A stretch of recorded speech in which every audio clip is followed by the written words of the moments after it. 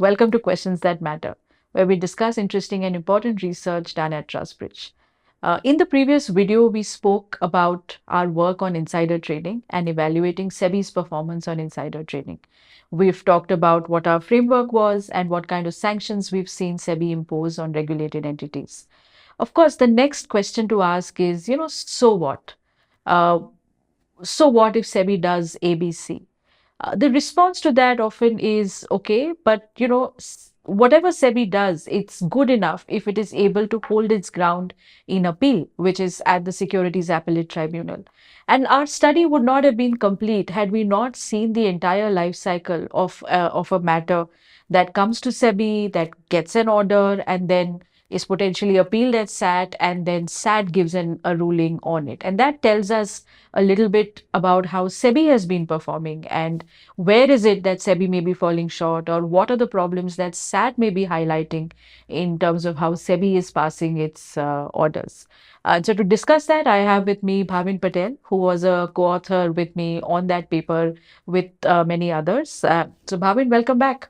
Thank you very much. So Bhavin, tell us, it's very easy for me to say Right. that, we study SEBI orders and then we look at what happens to those orders in appeal at SAT.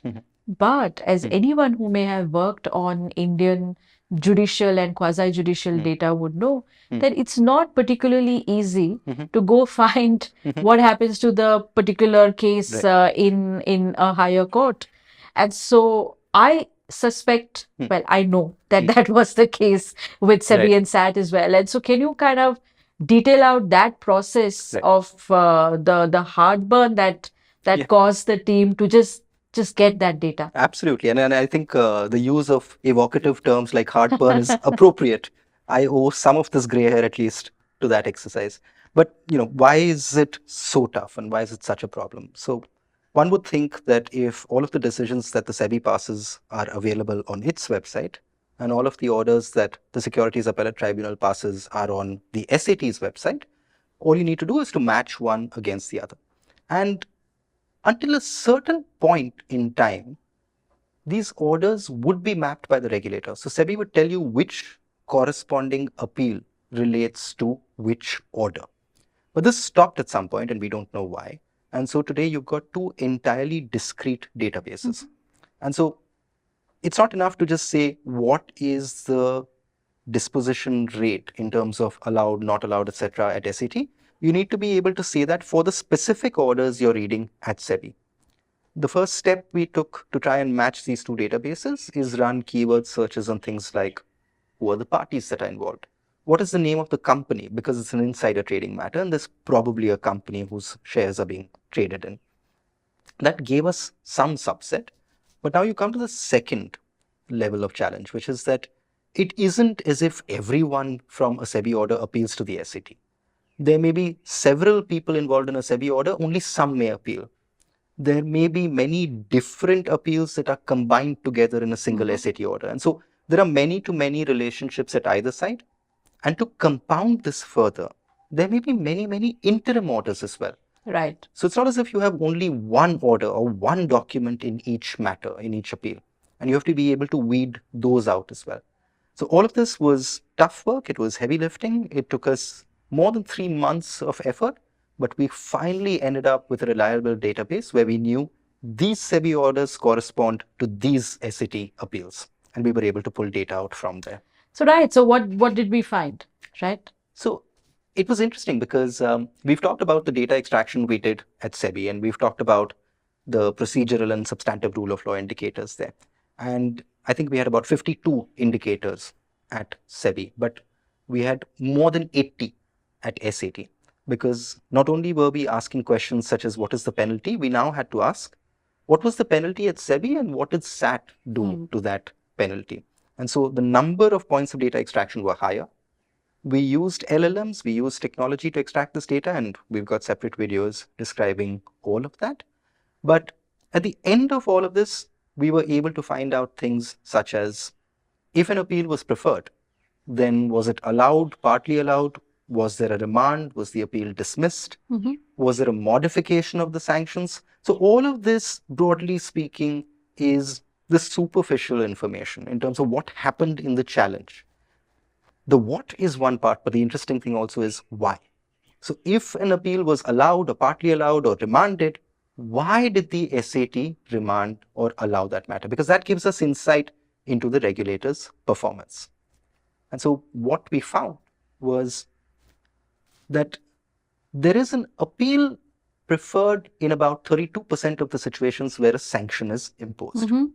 Now, is 32% a very high number? Is it a low number? We don't know, but we know it's a significant number. Particularly if you consider that in the instances where an appeal is preferred, it's a coin toss. In about 50% of the chances, 50% of the situations, there's a chance that SEBI's order will be either overturned or modified or sent back. And so that's a fairly significant chunk of situations where the regulator is not able to stand its ground. Now, of course, you have to consider that the viability, so to say, of me preferring an appeal is contingent upon the extent or quantum of the sanctions imposed on me. If it's a smaller amount, there's a chance I may not prefer an appeal. But if there's a larger or a greater sanction, then there's that much higher of a chance that I would prefer an appeal. So we're talking about those situations, and you're talking about 50% overturn in those kind of situations. And if I may add, I think this 32% number of appeals is also the older cases, right? Because if in the last couple of years, that's right, people have appealed and the case is still ongoing, right, then we won't know. Right. So this is again sort of the low bar. It's at least this much, if not more. That's right. That's right. So I think now let's move on to the why. We've looked at how many and what's happening in those, but what's the why? So the interesting thing for us is that many of the reasons that the SAT gives for modifying the regulator's decision correspond with the substantive rule of law indicators that we had drafted. Essentially, there is disagreement over whether or not the ingredients of the violation have been made out. There is disagreement about whether or not, for example, an insider trading, an insider relationship has been established, or whether trading has actually taken place, and so on. It must be said that we are only looking at the SAT order and the information that is explicitly present in it. Is there a chance that the SAT's decision is not absolutely right? Sure, there is. But then we also took everything the regulator said at face value. So we're looking at what the regulator said and what the SAT said at face value, and we're not questioning the correctness of that decision. So this is the worrying part, where if you have a clearly defined law, as you do in insider trading, then why aren't we able to establish the ingredients of that violation at the first instance? There is also, however, a troubling side, which is that in 8% of the situations we saw, the SAT does not give a reason for modifying the original order. That is worrying, that is troublesome. What's also of concern to us is, we have a separate video on sanctions and penalties, of course, but in many, many instances, we've seen that the ingredients of Section 15J of the SEBI Act are not made out. But this doesn't seem to concern the SAT when it passes its orders. Perhaps there are arguments in court, perhaps there are pronouncements that are made there. We don't know about that because we're only looking at what's written in the order. But this set of reasons doesn't seem to make it through. One of the things that we've heard from many parties is the issue of settlement. And how do you think settlement plays into the 35% number that we are seeing in appeal, right? So the reason I ask this is because I think it helps us put that 35% number or 30% number in perspective, right? Because it's one thing to say it's only 30%. And then only 50% is lost. And so it's not so bad. That's one way of looking at it. But the minute you start putting in caveats like, maybe the newer cases are not there, maybe, if a minimum penalty is imposed and the cost of litigation is more than that minimum penalty, people are not going to appeal. And this question of settlement, then you start looking at that 30% number a little differently. And we've discussed the first two, and I thought I should ask you a little bit about what you're thinking about settlement. It's hard to pin down exactly how much settlement and how what the numbers are.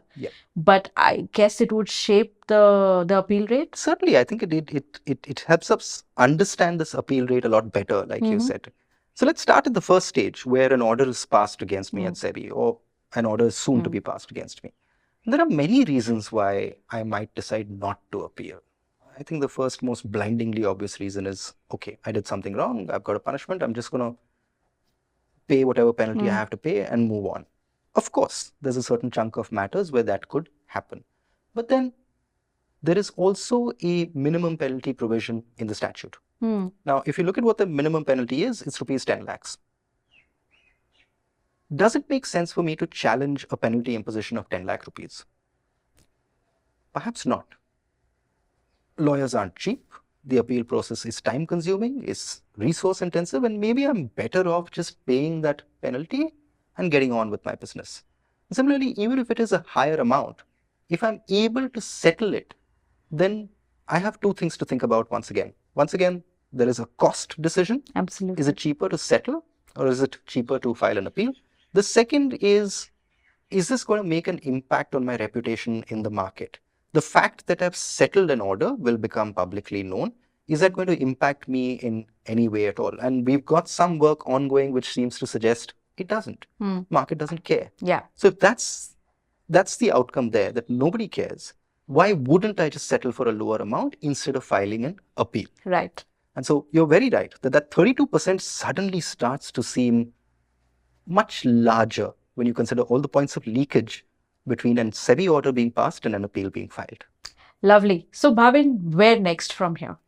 I think there are quite a few things that we can put all of this to use to.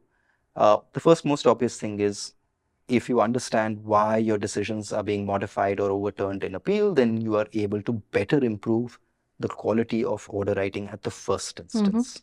The second thing is, if there are certain factors, such as those in Section 15J or other ingredients of the law, that neither the regulator nor the SAT seems to think are relevant, that's a clear pointer that the law needs to change. And we need more clearly, easily implementable guidelines in the law.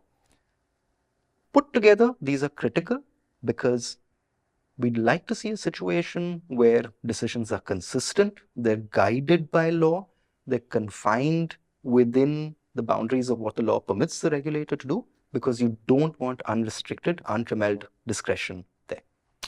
Wonderful, Bhavin. I was hoping that you would also say, why stop at insider trading? Sure. Now let's take on FUTP, and why stop at SEBI, and let's take on the order writing process at RBI. Of course, we don't even get to see those orders, Right. but perhaps the press releases at RBI and seeing what kind of sanctions are being imposed there.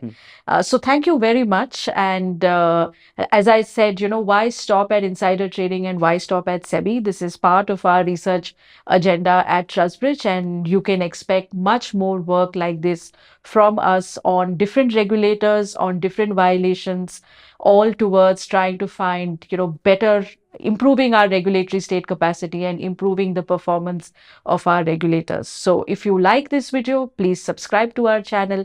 Please keep coming back for more updates, and we hope to see you soon again. Thank you.